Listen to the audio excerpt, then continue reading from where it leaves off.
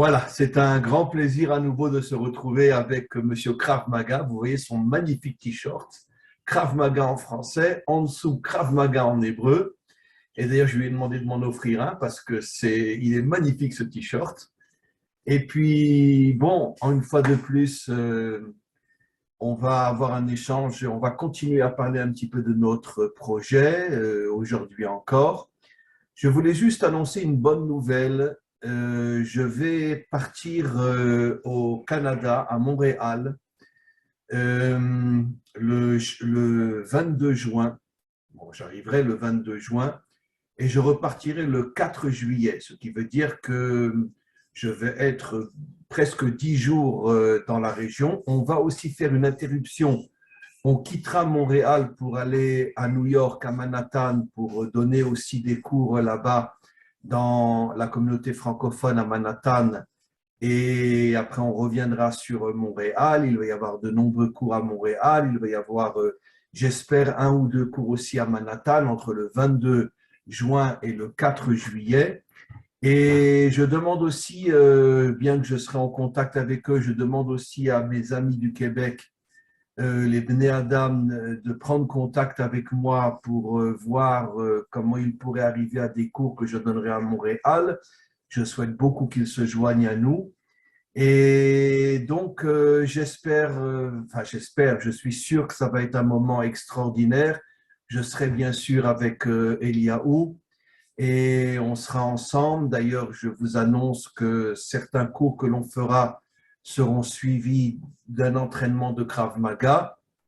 Et donc, ça va être quelque chose d'extraordinaire, puisque, comme vous le savez, nous refusons absolument d'être uniquement des parleurs. Nous voulons être des hommes d'action et unir à la fois l'action physique et l'action spirituelle. Et bon, moi, je suis un parleur, donc moi, je donnerai le cours. Mais Eliaou est un homme authentique, lui c'est un homme d'action et c'est lui qui après vous entraînera tout de suite après mon cours à Montréal pour un entraînement de Krav Maga. Et ça va être encore une fois quelque chose d'extraordinaire. Je pense qu'on va passer un séjour absolument magnifique. Et voilà, je vais céder la parole à Eliaou qui a énormément de choses à vous dire pour compléter tout ce qu'on a déjà commencé. Et voilà, Eliaou, à toi la parole. Alors, comme la plupart d'entre vous, Shalom Aleichem, Rav. Bon, j'ai écouté le Rav Dinovitch pendant des années, je continue à l'écouter. Quand je dis Maître Yehuda, c'est pas pour rigoler, parce que ça m'a enseigné énormément de choses intérieurement. Vous savez que bon, j'aime le combat, j'aime les arts martiaux. Et c'était un des seuls Rav qui réveillait cet esprit combatif. Pas le combat forcément physique, mais le combat intérieur contre le Yetzer Hara, avec les bonnes forces, la bonne lumière. Et on sortait tous de ces cours de Torah, parce que j'ai côtoyé pas mal de ses élèves aussi, et on se disait maintenant, qu'est-ce qu'on va faire? Comment on va avancer? Comment on va agir avec tout ce qu'on a reçu comme enseignement? Et c'est de là que cette idée avec le Rav est née, c'est-à-dire de créer cette fusion, chose qu'il avait déjà fait à plusieurs reprises, de créer cette fusion entre la partie physique et la partie spirituelle. Donc, comme il vous l'a annoncé, on sera à Montréal donc en fin juin. Manifestez-vous pour savoir ceux qui pourraient être présents. Je parle aux amis montréalais ou aux gens de New York, de Manhattan ou même de Miami. On aimerait donc créer deux concepts, c'est-à-dire un concept avec une conférence. Donc, ça ne sera pas juste un cours de Torah, ça sera une conférence du Rav sur justement tout ce qu'on est en train de faire sur des choses profondes et suivi d'un entraînement. Donc, ne venez pas en costard, venez en jogging. Comme ça, on va pouvoir enchaîner les deux et vraiment réaliser ce qui ne se fait pas aujourd'hui dans le monde, c'est-à-dire cette partie où on prend des forces, sachant qu'avant, l'armée d'Israël, quand il y avait vraiment l'armée d'Israël qui partait au combat, il y avait les plus grands sages de l'armée d'Israël qui venaient remonter le moral des troupes, remonter le niveau de conscience, le niveau de Neshama, et après, tout le monde partait au combat. Donc, c'est un peu ce système-là qu'on est en train de développer. C'est que le Rav Dinovitch a cette force de remonter le moral de ses troupes. Et moi, je vais essayer de vous entraîner pour remonter le moral de votre corps. Et sans les deux, on ne pourra pas y arriver. Donc ça va être une grande partie. Et on va commencer ces premiers stages à Montréal et à New York, Manhattan. Donc, tenez-moi au courant pour ceux qui voudraient venir, qui sont en contact avec moi ou qui ne sont pas encore contactés. Je donne ton numéro de téléphone. Je vous donne mon numéro de téléphone. Donc c'est le 06 87 52 49 95. Le 06 87 52 49 95. Joignez-moi sur WhatsApp. sur WhatsApp ou alors sur Facebook, vous tapez Eliaou Bokara et vous trouverez mon profil et vous me joignez directement soit sur WhatsApp, soit sur Facebook. Ça me permettra de voir qui peut être disponible pour ces conférences et ces cours de Torah. Et en même temps, si jamais vous avez un point de chute à New York où on pourrait développer aussi ce système, tenez-moi au courant. Ceux qui sont la communauté française de New York, de Manhattan, tenez-moi au courant par rapport à tout ça. Donc, j'aimerais qu'on avance un petit peu sur plusieurs domaines. On aimerait ramener, et vous l'avez très bien compris avec le Rav Dinovitch, ce qu'est un hébreu authentique et ce que sont les nations authentiques. Yaakov est descendu en Égypte avec 70 de sa famille. Donc, il faut savoir que les 70 nations font partie de la famille d'Israël. Il faut bien comprendre, on n'est pas des familles différentes, on est de la même famille. Tous des descendants d'Adam et Ève, donc on est tous de la même famille. Exactement, on est de la même famille, mais dans chaque famille, chacun a des fonctions différentes. Et ça, il va faire attention. C'est pas parce que vous n'êtes pas hébreu que vous êtes inférieur, bien au contraire. C'est pas parce que vous faites partie d'une des 70 nations qu'il va falloir vous convertir à quoi que ce soit. Pas du tout. Donc, On a besoin des 70 nations pour compléter Israël. On a besoin des différences entre nous pour arriver à l'unité. Et au moment de la délivrance, Israël ne sera pas plus haut que les 70 nations. Chacune aura sa fonction et chacune aura son service particulier avec le maître du monde. Exactement. Sinon, le Créateur ne vous aurait pas fait naître dans les corps dans lesquels vous êtes nés aujourd'hui.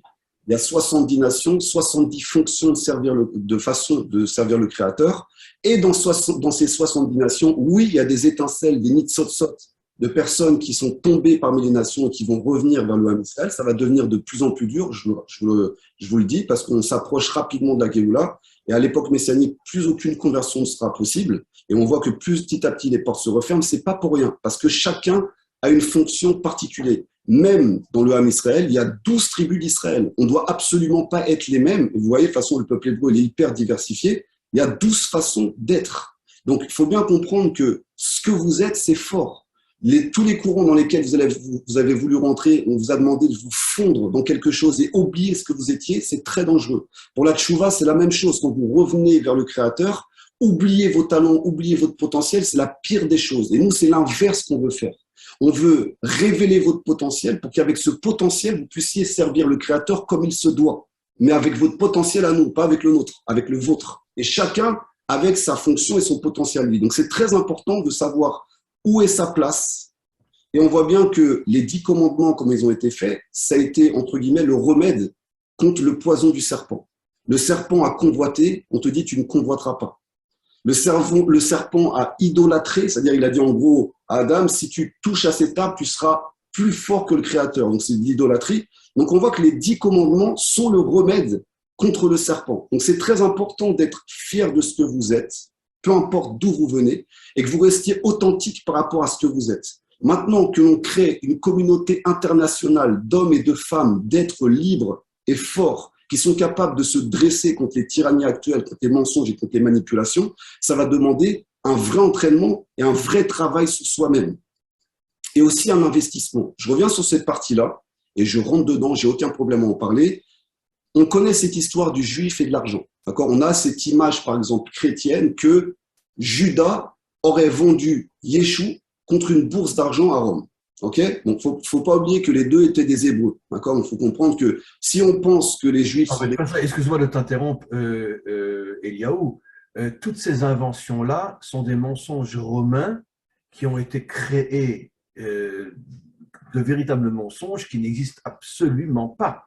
Hein, celui qu'on appelle Judas, etc., qui aurait vendu, qui aurait dénoncé ou vendu Jésus, ce sont des inventions romaines et grecques.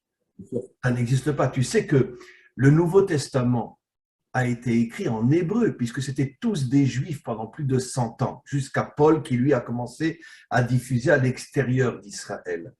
Pendant 100 ans, toutes les écritures, entre parenthèses, chrétiennes juives, étaient en hébreu. Après sont venus les Grecs, ils ont piqué et brûlé tous les écrits hébreux et ils ont créé un Nouveau Testament rempli de mensonges, rempli de choses fausses, sans se fonder bien sûr sur ce qui avait été écrit par Jésus et ses élèves. Et donc, le Nouveau Testament est l'un des plus grands mensonges de la planète, écrit par les Grecs et encore plus falsifié par les Romains. Bien sûr, totalement. Mais c'est pour ça que je dévoilais un petit peu ça parce que c'est ce qui a été ancré dans l'inconscient collectif, que les Juifs et l'argent. Mais il n'y a pas eu que ça, Arabe. Il y a eu aussi toute cette période du Moyen-Âge où le clergé, entre guillemets, utilisait les Juifs pour s'occuper du système monétaire. Et entre... On leur a interdit de faire d'autres travaux pour les faire tomber dans l'argent et pour en faire après de sales juifs. Juste une autre chose, parce que tu dis des choses tellement importantes, je suis obligé de préciser des choses. J'ai déjà expliqué dans des milliers de cours, j'exagère, mais presque, que le peuple juif est l'un des peuples les plus introduits par des forces étrangères qui se font passer pour des juifs et qui nous salissent de l'intérieur. Ça veut dire qu'en vérité, quand on dit les juifs et l'argent, ce sont en vérité des nazis qui sont rentrés dans notre peuple dans le but de nous faire tomber de l'intérieur. On leur a donné énormément d'argent pour qu'ils se fassent passer pour des gens très riches et ils se sont très très mal comportés pour salir le peuple juif. Malheureusement, 99% des hommes et des femmes des nations ne savent pas qu'ils n'étaient pas juifs. Aujourd'hui, Soros en Amérique, ce n'est pas un juif. Ça a été un des collaborateurs les plus criminels avec les nazis pendant la Shoah. Il se fait passer pour un juif, mais ce n'est pas un juif. On le voit, la source de ce que vous dites est tirée du Vaudor. C'est-à-dire, le Vaudor, c'est le Erev Rav. Qu'est-ce que c'est le Erev Rav? C'était des sorciers, c'était des magiciens, c'était des gens à peu près comme Bilam qui utilisaient les forces du mal, les forces obscures, la sorcellerie, les arts de divination, les sortilèges, tout ça, qui sont sortis parce que comme aussi ils consultaient les étoiles, ils consultaient les astres, ils ont profité, entre guillemets, de la sortie d'Égypte pour sortir. Donc, il faut bien comprendre que ce que vous dites, oui, l'infiltration, donc on pourrait, parce qu'on peut dire, ben oui, mais les Hébreux ont fait le Vaudor. Oui, ils ont fait le Vaudor, mais sous influence du Erev Rav, qui les a influencés à servir une idole d'or. Donc, c'est pour ça que j'en parle, je rentre dedans directement, parce que c'est important de comprendre. L'argent n'est pas du tout un problème dans le peuple hébreu. Rabbeinu en parle souvent. C'est pas un problème, l'argent. La façon dont, par contre, tu l'utilises, c'est un problème. Je peux vous dire une chose. Aujourd'hui, beaucoup de personnes luttent pour s'acheter une super Lamborghini qui va leur permettre de foncer à Miami, de mettre le coude sur la portière et gonfler son ego. Mais je peux vous assurer, vous pouvez foncer à 300 km/h, c'est pas ce qui va vous envoyer au Olam Haba. Ça, c'est sûr. Maintenant que tu utilises ta Lamborghini pour foncer faire des mitzvot, ok, mais on n'en voit pas beaucoup. Donc, c'est ça qu'il faut bien comprendre. C'est-à-dire que aujourd'hui, beaucoup de personnes pensent que le monde, entre guillemets, spirituel, vit d'amour et d'eau fraîche. C'est faux. Il va falloir casser ce mythe. C'est encore une infiltration, entre guillemets, du monde amalécite, qui est de diviser, séparer la matière du spirituel. Donc, c'est en gros, tout ce qui est spirituel doit être gratuit, tu te débrouilles, au final, tu demandes la tzedaka, tu fais la manche pour pouvoir en vivre. Et tout ce qui est matériel, eh ben, va être payé, on va investir dedans. Et les gens se trompent complètement. Pourquoi on en est arrivé aujourd'hui à ça? C'est parce que les gens ont passé leur temps à acquérir au lieu d'être. Le fait d'investir sur des choses qui vont vous former, vont vous permettre d'acquérir ce que vous voulez. Vous allez voir que ça ne sera pas le plus important. Par contre, le système vous a complètement transformé et vous êtes prêt à tout faire pour acquérir de la poussière. Parce qu'au final, la matière que vous acquérissez, vous en faites quoi? À quoi elle sert? Elle sert strictement à rien si c'est pour servir votre ego et votre serpent, puisque le serpent, donc qui est l'ego, se nourrit que de la poussière. Ça deviendra de la poussière. De toute façon, pour confirmer ce que tu dis, c'est pas pour rien si une fois qu'on est mort, on est dévoré par les vers dans la terre, pour nous faire comprendre que tout ce que tu as acquis dans ce monde, finalement, tu n'as rien, tu n'as jamais rien eu, et c'est que du vent, c'est que des fantasmes. La seule assurance vie d'un homme qui veut rentrer dans le monde des affaires, parce que oui, le peuple hébreu n'a pas peur de ça. On peut être des chefs d'entreprise, on peut être des businessmen, on peut développer le high-tech et avoir une petite kippa sur la tête et être connecté directement au maître du monde et s'arrêter le Shabbat complètement. De faire nos affaires de manière droite et yachar. Il n'y a aucun problème. Sache que l'avant-dernier cours que j'ai mis sur mon site ne parle que de ça. Que le vrai juste, c'est celui qui travaille dans le monde, qui investit dans le monde et qui est un homme droit qui ne faute jamais. Bien sûr, mais c'est tout le but de la Torah. Donc, le monde, entre guillemets, qui recherche, entre guillemets, à réussir financièrement, c'est pas du tout un tabou. Mais comment vous allez utiliser ça? Arrêtez de penser qu'en acquérissant de la matière, vous allez grandir, vous allez diminuer. Par contre, si vous acquérissez de la sagesse, et c'est pour ça qu'il faut être proche des sages. Les gens sont prêts à payer des menteurs, des sommes astronomiques, mais quand ils sont proches des sages, ils ont l'impression que les sages leur demandent la tzedaka. C'est pas normal. Normalement, les hommes de matière, devraient courir après les sages, d'accord, pour qu'il y ait un échange de bons procédés. Les sages, c'est l'alliance qu'il y avait entre Yissachar et Zevouloun. Zevouloun travaillait, Yissachar étudiait, et ils avaient ensemble mis un contrat ensemble que Yissachar enseignait la Torah à Zevouloun et en échange, Zevouloun donnait de l'argent à Yissachar. En Kema, en Torah, pas de farine, pas de Torah. Arrêtez de rêver, les gars. Pas de farine, pas de Torah. Donc, en gros, c'est tout ce qu'on dénonce depuis le départ. Aujourd'hui, l'État le plus riche du monde, c'est le Vatican. Et c'était le premier État à dire ah non, pas d'argent, c'est sacrilège. Mais regardez, c'est de l'hypocrisie. C'est tous les courants sectaires qui fonctionnent de cette manière-là. Ah non, l'argent, on n'en veut pas, on n'en touche pas. Et derrière, c'est les premiers à te déplumer pour te dire attention, tu vas gagner ton monde futur si tu me donnes tout ton oseille. Je vous dis la vérité, c'est comme ça que ça fonctionne. Donc, arrêtons d'être hypocrites. On n'a aucun problème. On le sait que toutes les mafias italiennes et siciliennes donnent un argent fou au Vatican. C'est connu, c'est su, et moi je l'ai entendu de gens qui travaillent au Vatican, comme Don Alberto, etc., le chef prieur de la basilique Saint-Pierre, qui m'a avoué que les mafias italiennes et siciliennes donnent un argent fou au Vatican, et le Vatican ne refuse pas cet argent-là.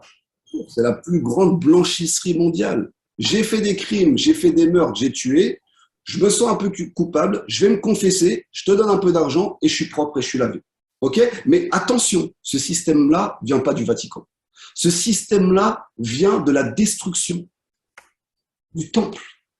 Eh oui, parce que les Kohanim faisaient exactement la même chose. Et écoutez bien d'où ça vient. Les Kohanim ont fait la même chose. Ils se sont retrouvés à, oui, ils recevaient les korbanes, ils recevaient les sacrifices, ils recevaient entre guillemets des dons. Et au final, tous ceux qui faisaient un peu entre guillemets des meurtres, des crimes, tout ça, ils venaient en offrant des offrandes parce qu'ils avaient de l'argent, et ils venaient se laver complètement au temple. Et ça devenait une blanchisserie énorme. Et c'est pour ça aussi qu'Hachem a détruit cet endroit. Et oui, le but… D'ailleurs, il y a beaucoup de mots en français. Tu m'excuses de t'interrompre à chaque fois, mais parce que je rebondis sur ce que tu dis. C'est tellement juste. Tu sais que la langue française est le mot qui utilise le plus le mot con. Confession, conjoncture, etc. Et je m'excuse de le dire, la confession, ça n'existe que chez les cons. Parce que, et je suis désolé de le dire, il n'y a que les cons qui se confessent. Parce que justement, ils s'imaginent qu'après tout ce qu'ils ont fait de mal, une petite parole au curé, ça va les nettoyer. Et tout le monde croit ça aujourd'hui, c'est tous des cons. Exactement, alors qu'on attend une réparation. Tu fais un dégât, tu répares. C'est ça être un homme responsable. J'ai fait un dégât et petit à petit, je répare. Et ce que les Kohanim auraient dû faire à cette époque-là, c'est qu'ils voient que le peuple tourne mal. Mais eux, les Kohanim, ils étaient en haut de leur grande sphère. Ils n'étaient pas dans les problèmes du peuple en bas qui commençait à crever de faim. Qu'est-ce qu'on va faire pour pouvoir se nourrir? On est obligé de voler, on est obligé de combiner. Ils n'étaient pas là. Donc, ils se sont éloignés du peuple. Le peuple s'est complètement corrompu, en partie, pas tous, mais une partie. Et après, ils sont venus corrompre les Kohanim qui eux-mêmes ont accepté la corruption et ainsi de suite. C'est parti comme ça. Donc, on ne peut pas continuer dans ces systèmes-là. Ce que je veux dire, c'est que investir, l'argent n'est pas mauvais. Arrêter avec l'argent, c'est mauvais. C'est faux. L'argent n'est pas mauvais. Et l'utilisation, comment on l'utilise, c'est ça ce qui est mauvais. Exactement. Où est-ce que tu décides d'investir les choses? Le maaser est ta seule garantie pour protéger ton argent. Je t'interromps encore une fois, mais nos maîtres disent dans le Talmud que Rabbi Yehuda Hanassi, Rabbi, d'accord, qu'on appelle Rabbi, était aussi riche que César. Mais tout l'argent qu'il avait, il l'a utilisé pour construire le monde de la Torah. Il n'a pas gardé un centime pour lui. Quand il est mort, il a levé son petit doigt et il a dit, maître du monde, je n'ai pas utilisé tout l'argent que j'avais, même avec mon petit doigt. Tout ce que j'avais, il était aussi riche que le César de Rome, il a tout donné pour la construction de la Torah. Exactement. Et c'est ça que je voulais vous expliquer aujourd'hui, c'est que c'est très important de comprendre ça. Le maaser, donc sachez que le maaser, même pour les nations, le maaser, c'est prélever une partie de ce qu'on reçoit. 1/10 de ce qu'on gagne. 1/10 ou fois 2, des fois c'est un double. Si on est très riche, c'est 20% qu'on doit donner. Exactement. Le maaser c'est la seule, écoutez bien, c'est la seule garantie pour votre argent. Ne croyez pas que les assurances, les banques, tout ça vont garantir votre argent. Demain, vous pouvez penser que vous avez des millions en banque, tout s'écroule. D'accord? La seule garantie que vous avez, c'est que la bénédiction repose sur votre argent. J'ai bien dit la bénédiction, je n'ai pas dit l'hypocrisie de la bénédiction. Et pour ça, il va falloir sacrifier, entre guillemets, parce que les gens, l'argent, c'est leur sang, une partie de cet argent pour aider les gens, aider, contribuer à la diffusion de la Torah, aider les gens qui sont dans le besoin, aider votre propre famille. Comment on peut avoir un père, une mère, un grand-père, des cousins, des cousines qui sont dans la misère et les laisser comme ça? Le maaser, il sert à rétablir une justice. Et c'est la seule garantie pour votre argent. Il n'y a rien d'autre qui la protégera. Si demain les banques, le maaser vous permettra de ne manquer jamais de rien. C'est des promesses qui sont claires. Donc, où je voulais appuyer, c'est que quand vous rentrez dans un programme comme ça, tout ce qu'on veut développer, c'est à vous de voir où vous voulez investir. La Lamborghini, il n'y a pas de problème. Mais donc, dans ce cas-là, va vite pour faire des mitzvot. Si tu vas vite juste pour ton orgueil, tu vas te cracher dans le mur. Il ne restera plus rien de ta Lamborghini. Le but, c'est de vivre dans ce monde-ci et dans ce monde-ci, faire vivre le monde futur. Donc, il faut les deux. Mais tout va dépendre de où tu investis. Donc, il faut arrêter avec cette histoire des Juifs et de l'argent. Les Juifs n'ont aucun tabou depuis le départ avec l'argent. On est tombé, on a vu avec l'histoire du veau d'or qu'on est tombé aussi. On s'est fait influencer par le Erev Rav. On est tombé, on sait, une partie s'est agenouillée devant l'argent, devant le système. Il n'y a aucune bénédiction là-dedans. La bénédiction, c'est que je ne crains ni un homme, ni un patron, ni un tyran, ni un chef d'État. Personne. Mon seul confident, mon seul associé réel, c'est le Créateur, c'est tout. Et ça, c'est tout ce qu'on veut vous enseigner. À partir du moment où ça va s'ancrer à l'intérieur de vous-même, on sera capable de tout faire. Et même si on a un groupe de 1000 personnes, ou de 100 personnes, ou de 10 000 personnes, on pourra transformer le monde, ça je vous le garantis. Et ça va nous permettre de devenir une communauté internationale, parce qu'il y a des gens de partout, hein. Je le disais au Rav, il y a des gens de partout qui appellent. Des gens de partout, de toute confession. Il y a des musulmans, des chrétiens, des évangélistes, des athées, des gens de partout qui appellent. Et tous recherchent la vérité. Ils ne veulent pas devenir juifs. Ils veulent connaître la vérité. Et ils se sont rendus compte que dans la Torah, il n'y a pas de conditionnement. Parce que celui qui étudie sincèrement la Torah, il se rend compte qu'elle libère. Elle n'est pas en train d'enfermer l'homme. C'est sûr que si tu viens avec des intentions tordues, tu risques d'avoir une Torah tordue. Mais à un moment ou un autre, elle te transformera. Elle a une force de transformer et de libérer. Donc ça, c'est très, très important. Maintenant, quand vous écoutez des cours de Torah, vous faites quoi après avec? Vous rentrez à la maison, vous êtes en schizophrénie, vous vous comportez mal avec votre femme, avec vos enfants. Au travail, vous volez. C'est ça votre Torah? Non, la Torah, elle est censée transformer l'homme. C'est sûr que vous n'allez pas tout changer du jour au lendemain. Mais il faut… Juste une précision, comme je l'ai souvent expliqué, il faut faire la différence entre la religion juive et la Torah. La Torah, on peut compter sur les 5 doigts de la main les hommes qui l'ont véritablement. Aujourd'hui, tous les rabbinim et tous ceux qui étudient, entre parenthèses, la Torah, ils étudient la religion juive, qui n'a rien à voir avec la Torah. Strictement rien à voir avec la Torah. Ils rentrent chacun dans des sectes et chacun, j'ai mon rav, j'ai mon rabbi, je suis un mouton, je le suis. Et c'est des sectes. Dans le monde entier, les hommes vivent dans des sectes. Parce que personne n'a la vraie Torah. Mais le système sectaire vient déjà de l'Égypte. En fait, la secte, c'est l'esclavage. La secte, c'est mettre une chaîne invisible à un être humain et qui soit attaché à un système de croyance, à un système de pensée qui l'empêche de penser par lui-même et qui l'empêche de réfléchir par lui-même. Ça, c'est le système sectaire. La Torah, quand on l'étudie honnêtement, c'est tout le contraire.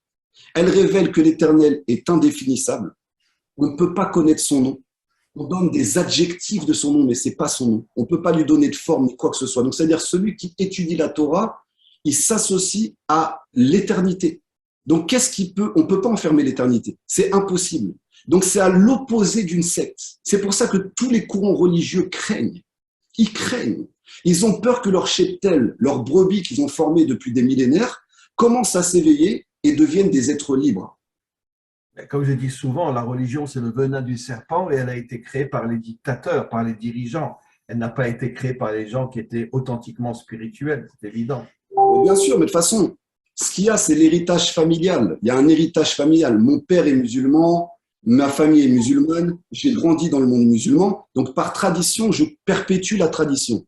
Je suis né dans une famille juive, mes ancêtres étaient juifs, je perpétue la tradition juive. C'est des traditions. Mais est-ce qu'il y a une recherche profonde de l'être? Ça, c'est la question à se poser. Est-ce qu'il y a une recherche profonde de l'être? Et on sait que l'époque messianique et le Mashiach va nettoyer complètement les religions d'idolâtrie. Et on sait que le temple va devenir une maison de prière pour toutes les nations. C'est-à-dire que l'humanité tout entière va venir à Yerushalayim, les 70 nations, on va tous se réunir comme des vrais frères et sœurs réellement, chacun avec Frères et sœurs, on a tous le même père et la même mère. exactement, et on va chercher à s'unir déjà en tant qu'être humain et révéler vraiment des connexions. Je prends juste un exemple. Regardez Carthage. Carthage en Tunisie. Ça a été un endroit de sagesse extraordinaire parce que des juifs, des musulmans, des chrétiens ont mis un petit peu leur ego de côté et ont commencé à se poser des questions sur l'astronomie, sur la sagesse. Ils ont commencé à échanger. Et ça a élevé l'état d'esprit des gens. C'est ça, en fait. Le but du serpent, c'est de diviser des gens. C'est de les éloigner les uns les autres. Le but de ce programme, c'est qu'on puisse se réunir les uns avec les autres, qu'on puisse créer des connexions, mais avec des gens fiables. Parce que malheureusement, dès que tu essaies de faire quelque chose d'un peu plus grand, tu as toujours, comme vous avez dit le Rav, des infiltrés qui sont envoyés par Pharaon, qui essaient de rentrer à l'intérieur des choses pour faire capoter les projets. Et toutes les grandes révoltes, toutes les grands tournants de l'histoire ont été infiltrés à chaque fois par le pouvoir. La Révolution française a été l'une des révolutions la plus infiltrée pour la faire tomber. Et finalement, elle n'a rien donné d'extraordinaire. Bien sûr, c'est semer la division, c'est le monde des Savi qui est un expert là-dedans. Esav est expert dans la division. C'est sa spécialité. Il sait diviser les uns contre les autres pour que l'unité ne règne pas. Donc, c'est le monde amalécite. C'est d'ailleurs pour ça qu'on dit que le Mashiach aura un esprit extrêmement profond où il saura reconnaître un infiltré d'un homme authentique, qu'il soit juif ou non juif. Et c'est pour ça qu'il ne laissera aucun infiltré rentrer dans son armée parce qu'il les reconnaîtra, comme disent nos maîtres, il les reconnaîtra avec un esprit extrêmement profond et il ne les laissera pas rentrer pour le détruire de l'intérieur. Exactement, grâce à l'odorat, qui va sentir. La Neshama, c'est-à-dire va détecter les âmes de chacun pour savoir exactement à qui il a affaire. Si la personne a choisi le bon côté, parce qu'il faut savoir que personne ne naît méchant. Personne ne naît gentil, ça c'est faux, c'est des fausses croyances. On est avec des choix, d'accord? Tu peux avoir eu la vie la plus horrible du monde et il y a des gens qui ont des enfances terribles et aujourd'hui c'est des personnes qui sont bien. Et il y a des personnes qui ont eu des enfances dociles et qui ont choisi de faire le mal complètement et Bezrat Hashem qui fassent une tchouva. Donc tout ce programme, il a été mis en place. J'ai fait un petit peu cette parenthèse sur les Juifs et l'argent parce qu'il faut bien comprendre que ça va demander un investissement. C'est une réalité. Vous ne pouvez pas être pris en main dans quelque chose où on vous suit, on vous accompagne, et les choses se tombent comme ça du ciel, alléluia. Ça ne marche pas comme ça, en tout cas pas dans la Torah. En kemar, en Torah. Pas de farine, pas de Torah. Pas de Torah, pas de farine. L'un ne va pas sans l'autre. La matière ne va pas dans le spirituel. Tout est connecté. Donc on n'a aucun problème d'être avec des pilotes de chasse, d'être avec des hommes d'affaires, d'être avec une ménagère, d'être avec une personne qui est au fin fond des Antilles, d'être avec une personne qui est au fin fond de Mexico, d'être avec une personne de Jérusalem. On n'a aucun problème, puisque c'est ce que la Torah demande. C'est la diversité humaine avec une connaissance du divin et une connaissance de sa fonction. Et oui, et c'est comme ça qu'on va pouvoir avancer. Donc nous, on veut révéler votre potentiel, réveiller ce que vous avez en vous, et qu'une fois que vous allez savoir qui vous êtes, d'où vous venez, sachez que vous venez tous du Beth Amikdash. Adam et Chava ont été créés à l'endroit même du Beth Amikdash. Donc c'est pour ça que le monde se soumet. Maître dit ça explicitement que la terre qui a donné leur corps, bon, ce sont des codes, tout ça. Mais en tout cas, comme tu le dis, ils ont été créés à l'endroit où il y aurait le futur Beth Amikdash. Exactement. Donc c'est pour ça que ça se soumet. Pour montrer que l'homme a été créé pour avoir une connexion avec Dieu. Bien sûr, c'est cet endroit-là même. C'est pour ça que dès qu'on approche du Kotel, le monde tremble et tout le monde est passionné. Ils ne savent pas pourquoi. Des fois, ils ne connaissent même pas l'histoire de Jérusalem. Mais ça les touche au plus profond. Il y a une passion. Parce que c'est normal. Vous venez tous de là. C'est le berceau de l'humanité. C'est le berceau de la fondation de la création humaine. C'est pour ça que ça va devenir une maison pour les 70 nations et le Ham Israël. Le Ham Israël a une fonction particulière. Ne pensez pas qu'on est au-dessus de vous, on est une extraction de chacun d'entre vous. Comprenez l'histoire, c'est aussi simple que ça. Vous allez retrouver des Hébreux, par exemple un Allemand, il va retrouver un Hébreu, mais pour lui c'est un Allemand. Il est comme un Allemand, il ressemble à un Allemand. Ils se sont hyper connectés. Des Africains, ils vont retrouver certains Hébreux, pareil, c'est des Africains. On est une extraction des 70 nations. Absolument. On n'est pas un peuple en plus. On est comme, voilà, l'extraction de ces 70 nations, donc on est des représentants. D'ailleurs, Eliaou, la plus grande preuve, Jacob est descendu avec 70 personnes, ils étaient 70, pourquoi pas 71 pour ajouter Israël, pour bien nous faire comprendre que Israël est l'extraction, comme tu as dit de manière magnifique, des 70 nations. Et ce n'est pas un peuple en soi. On n'est pas un peuple en soi. On est, entre guillemets, vos représentants. On n'est pas, et vous voyez aussi, nous, on est responsables. Oui, on a une responsabilité. On n'est pas le peuple élu, c'est sûr. On n'est pas le peuple élu, mais on a été un peuple choisi. Et il faut que les Hébreux assument leurs responsabilités. Et d'ailleurs, les nations le savent. Puisque regardez, dès qu'il y a un problème dans le monde, on accuse qui? Les Hébreux. Ça veut dire que les nations reconnaissent l'élection d'Israël. Son choix. Ils le reconnaissent. Parce que ça a été traduit par les Grecs. C'est les Grecs qui ont falsifié, qui ont dit peuple élu. C'est marqué nulle part dans la Torah peuple élu, c'est marqué peuple choisi. Mais les 70 nations sont aussi choisies, bien qu'elles ont complètement perdu leur identité à cause de tous les mélanges que les dictateurs ont faits, mais elles retrouveront leur identité et leur choix et leur mission au moment de la délivrance finale, comme Israël. Exactement, c'est ça, c'est très très important à comprendre. J'aimerais aussi, Araf, qu'on revienne sur l'état d'esprit guerrier d'Israël. Ça, c'est très important parce que malheureusement, tous les courants spirituels sont déconnectés. Et quand il y a eu des grandes guerres, à part Gandhi, qui a choisi la paix et qui a réussi à faire pas mal face aux Anglais, sa stratégie, elle était pas mal. Mais au final, ça n'a pas marché. Okay. Moi, le seul exemple que je peux prendre réellement qui a marché, c'est le roi David. Le roi David, avec toute sa sagesse, avec toute sa conscience, avec toute sa connaissance, il étudiait, il priait toute la nuit, mais l'autre partie de la journée, il combattait. Et comme on sait que c'est le modèle de la délivrance, il va falloir que vous appreniez le combat. Vous n'avez pas le choix, parce qu'en face, vous avez des gens en face de vous qui ne vous feront pas de cadeaux. Tu peux parler de Torah pendant 2 heures à un nazi, à la fin, il mettra dans les chambres à gaz. Il n'y a pas de problème pour lui. Donc là, il y a des moments où il ne faut plus négocier. Et peu importe d'où vous êtes du monde, je lance un appel, peu importe d'où, de quelle communauté, à un moment, je vous le dis, il faudra se battre. D'ailleurs, nos maîtres, à mon sens, donnent un enseignement qui est pour moi le plus beau de tous. En français, celui qui vient pour te tuer, devance-le et tue-le. Ça veut dire, pas essayer de lui parler, mais pourquoi tu veux me tuer? Allez, on est gentil, on est mignon, etc. Non, non, non, non. Tu viens pour me tuer, je te devance et je te tue. Exactement. Et pour ça, on va vous former. On va vous former. Ça va demander du travail, ça va demander des efforts, mais vaut mieux être dans l'anticipation qu'au moment venu, vous fassiez quoi. D'accord? Je parlais avec des gens du voyage il n'y a pas longtemps qui eux aussi ont été dans les camps. Si on avait été un peu plus organisé, on aurait pu sauver plus de personnes. Et malheureusement, on n'est pas à l'abri de tentatives de revivre ce type d'expérience à échelle mondiale. Pas cette fois-ci, pas à échelle européenne, mais à échelle mondiale. On a vu ce qui s'est passé avec le Covid, on a vu le moyen de contrôle, comment ils utilisent les choses. On n'est pas du tout à l'abri de ça. Et il peut y avoir un tyran ou des tyrans qui décident de sacrifier les 3/4 de la population pour leurs rêves, pour leur possession, pour leur acquisition. Et moi, je refuse strictement de ne pas me battre. Je suis né pour me battre, pas forcément pour me battre avec une épée, mais pour ne pas me laisser faire. Je sais que le Rav Dinovitch est pareil, et je pense qu'on se reconnaît beaucoup dans tous les contacts qu'on a, qui ont cet état d'esprit de combattant. Donc, combattant, ça ne veut pas dire frapper l'autre. C'est-à-dire que si oui, tu viens me manquer de respect, je te rentre dedans, ça c'est sûr et certain. Mais j'ai de la discipline, j'ai du respect, j'ai de l'amour pour la création, j'ai de l'amour pour l'être humain, j'ai de l'amour pour chaque nation. Mais face à certaines personnes, on n'a pas le choix. On n'a pas le choix. Et les gens ne pensent, mais non, vous inquiétez pas, ça va se faire. Non, ça ne passera pas. Allez faire un tour à Yad Vashem, allez voir un Yad Vashem à Jérusalem. Vous allez voir, vous allez faire le circuit. Je pense que jusqu'à la fin, les Juifs ont pensé s'en sortir. Mais rien, pas de pitié. La fin, c'était de la fumée. Donc, on ne peut pas oublier l'histoire. C'est impossible. On ne peut pas oublier comment l'homme est capable d'être cruel. Et d'ailleurs, je disais un enseignement de Rabbi Nachman ce matin. Le Créateur ne peut pas détruire entièrement l'humain, puisque c'est sa création. Le seul qui peut détruire entièrement l'humain, c'est qui? C'est l'homme. C'est l'homme.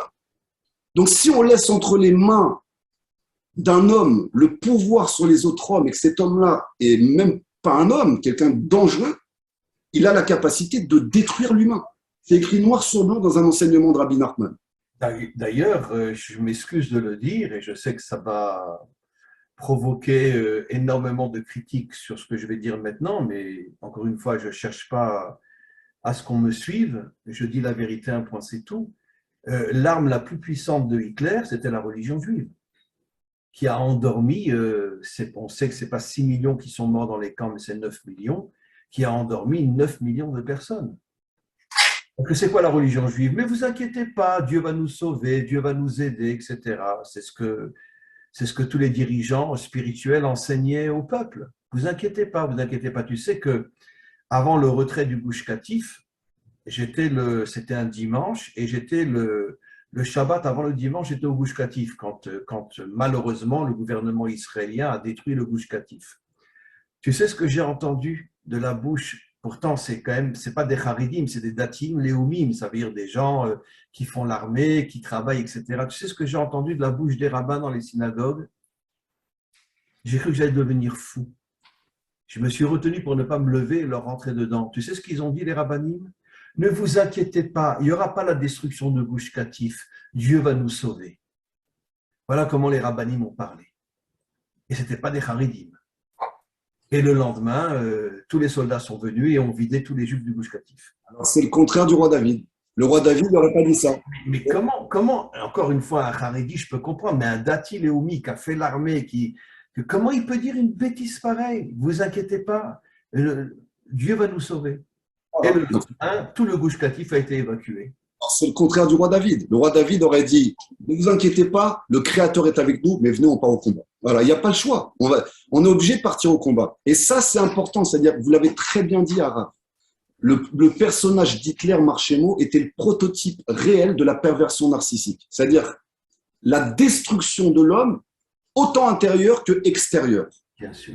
Sur quoi il joue, ce profil-là psychologique? Il va jouer sur le fait que la personne accepte, est bonne, a de la bonté, a un bon cœur. Et c'est pour ça qu'Avram a été testé.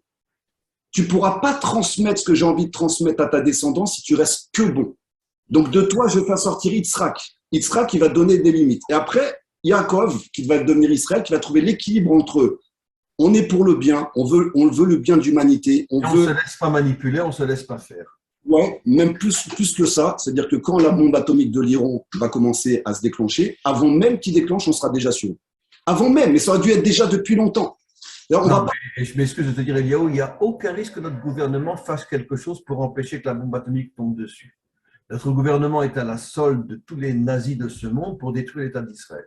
Bien sûr, on est d'accord à 100%, mais ce n'est pas eux qui dirigent Israël. Eux, ils croient diriger, c'est des pantins, c'est des marionnettes, mais ils ne dirigent pas Israël. Il faut juste que le peuple se réveille. Parce que pour l'instant, ils font ce qu'ils veulent parce que le peuple dort. À partir du moment où le peuple ne va plus dormir, ils ne pourront plus faire ce qu'ils veulent. Et c'est ce qui va se passer partout dans le monde. Et c'est qu'ils endorment les populations avec le Covid, ils nous parlent de nouvelles maladies.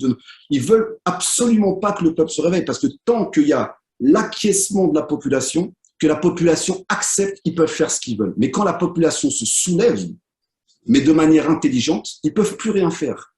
Ils marchent parce qu'ils nous gardent endormis de cette manière. Et c'est pour ça que je voulais venir sur ce point-là, sur les 36 guerriers du roi David, c'est-à-dire qu'il va falloir reprendre cet esprit de combattants et de combattantes, je compte les femmes dedans aussi. Il faut bien comprendre que les femmes aussi ont une capacité de combat, peut-être pas le même combat que l'homme, mais ils ont des capacités de combat énormes. On le voit, on l'a vu pendant la Seconde Guerre mondiale, il y a eu beaucoup d'infiltrations de femmes qui ont pu infiltrer les nazis, tout ça, de manière très très puissante. Et ça aussi, c'est très important. Les femmes comme les hommes, là, on parle de l'avenir de l'humanité. On n'est pas en train de parler d'une petite guerre comme ça. On est en train de parler d'une guerre qui risque d'être beaucoup plus dangereuse que toutes les guerres qu'on a vues jusqu'à aujourd'hui. Et tant qu'on va dormir, on sera en danger. Donc, il faut être capable d'anticiper. On aura le Créateur avec nous, oui, mais sans notre action, il se passe rien. À la condition que nous soyons dans l'action. Le Créateur ne s'unit jamais avec quelqu'un qui passe son temps à prier, à étudier. Le Créateur ne s'unit qu'à celui qui est dans l'action. Donc, lisez bien Shmuel 23, le livre 2, et vous allez voir donc les 36 guerriers du roi David. Vous allez voir que chacun était expert en combat, dont le roi David lui-même. Et c'est comme ça qu'ils ont pu établir le royaume d'Israël. Et ce n'est pas d'une autre façon. Et d'ailleurs, la preuve, quand ils sont sortis d'Égypte, Hachem leur a dit, vous allez faire la guerre contre les 7 peuples cananéens. Bien sûr. C'est-à-dire, vous n'avez pas le choix. Milchama, Hachem Sevaot, le Dieu des armées. Ne rêvez pas. Si vous... Alors d'ailleurs, pour confirmer ce que tu dis, avec tous les miracles que Dieu leur avait faits, Il aurait pu aussi, je ne sais pas moi, faire un miracle, que les 7 peuples disparaissent sans qu'Israël ait besoin de faire quoi que ce soit. Mais pourquoi Hachem n'a pas voulu? Pour leur faire comprendre que pour pouvoir être avec moi, vous devez être des hommes d'action. Comment? C'est comme un père qui protège toujours son fils depuis qu'il est à la maternelle. Je te défends, je te défends, je te protège. Mais le petit devient faible, il n'a jamais appris à se défendre. Le jour où le père n'est plus là, il est foutu. Tout le monde le marche dessus. Mais des fois, le père il dit, écoute, non, cette fois-ci, tu te débrouilles. Maintenant, je veux voir, tu es capable de te défendre, tu ne te laisses pas faire, je veux que tu vois ce que tu es capable de faire. Et c'est comme ça, c'est ce qui se passe avec Israël. On a la force, une fois pour toutes, avec Israël et les nations, de faire tomber tout cet empire du mal, tous ces gouvernements. Mais on ne pourra pas le faire si on ne l'a pas fait tomber en nous. C'est pour ça que le premier programme, Fightline, commence par ça. On fait tomber d'abord le mal qui est en nous, nos limites. De faire tomber le mouton qui est en nous. N'oublions pas que pour pouvoir mériter de sortir d'Égypte, ils ont dû sacrifier le mouton. Le mouton qui était le symbole de l'Égypte, Pharaon transforme tous les peuples en moutons. Exactement. C'est la première étape pour justement fonder cette armée du Mashiach. Et vous allez voir que tout le monde va nous rejoindre. Vous allez voir que tout le monde va nous rejoindre petit à petit parce qu'on arrive au fond du fond du fond du mensonge. Et une fois qu'ils vont se rendre compte qu'au final, même les porte-monnaies et l'économie vont être touchées, eh ben les gens vont être obligés de faire un choix. Je le répète, un choix. On va être obligé de faire un choix. N'attendez pas trop tard de faire ce choix. Plus vous allez anticiper ce choix, plus vous serez prêt. Sinon, vous allez être pris au dépourvu. Voilà. Écoute, merci énormément, énormément pour cette intervention, Eliaou, une fois de plus. Je remercie le Maître du Monde que nous puissions être ensemble et j'espère que le Maître du Monde va nous aider parce que nous sommes des hommes d'action, pas des rêveurs, pas des religieux. Que le Maître du Monde va nous aider à pouvoir monter ce centre international auquel se grefferont des dizaines de milliers de personnes de partout dans le monde. Et voilà, on va mettre fin à notre discussion aujourd'hui. En attendant, bon, comme on vous a dit à Montréal et à New York, il va y avoir des stages et des conférences, c'est-à-dire on commence un peu partout à travers le monde à mettre ces choses en place. Ceux qui seront à Montréal, contactez-nous. Ceux qui seront à New York, Manhattan, contactez-nous. Et c'est des choses qui vont se passer un peu partout dans le monde avec des conférences de Torah, de l'entraînement, jusqu'à vous centraliser ici en Eretz Israël avec l'aide d'Hachem. Merci beaucoup, beaucoup, beaucoup, beaucoup, Eliaou. Et on se retrouve très, très prochainement. À très, très bientôt. Au revoir, Eliaou. Au revoir.